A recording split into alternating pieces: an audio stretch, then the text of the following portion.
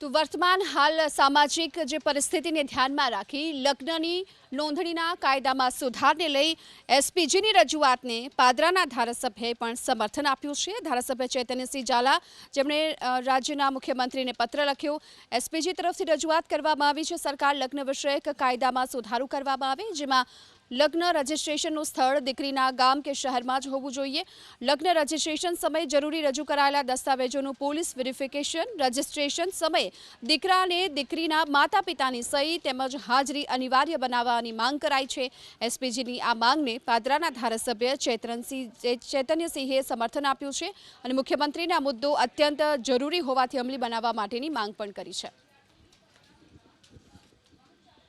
દીકરીઓના લગ્ન રજિસ્ટર તેમના જ ગામમાં થાય અને તેમના લગ્ન રજિસ્ટરમાં તેમના માતા પિતાની સહી સંમતિ ફરજિયાત કરવામાં આવે તેવો ઝુંબેશ ઉપાડવામાં આવી છે।